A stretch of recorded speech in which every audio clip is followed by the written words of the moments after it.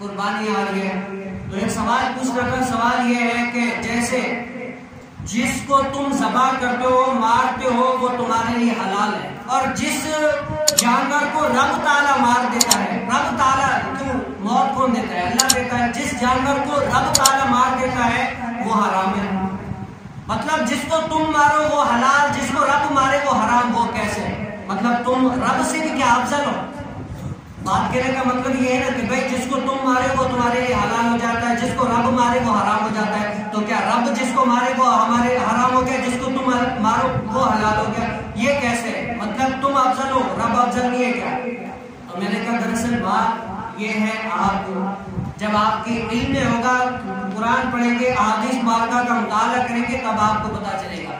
جو ہم جانور کا گلا کاٹتے ہیں، ان کو ذبح کرتے ہیں، یہ بتاؤ ہمیں حکم کس نے دیا؟ اللہ تعالیٰ نے، رب تعالیٰ نے فرمایا کہ ذبح اس طرح کرنی ہے، اگر اس طرح کرو گے تو تمہارا جانور کیا ہے؟ حلال ہے۔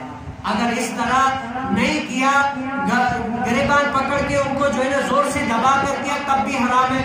یہ سب کچھ، یہ حکم ہمیں رب نے دیا ہے، ہم اپنے رب کے حکم پر عمل کر رہے ہیں، اور اسی کے مقابل جو تم کہہ رہے جس کو رب مارے وہ حلال کیسے؟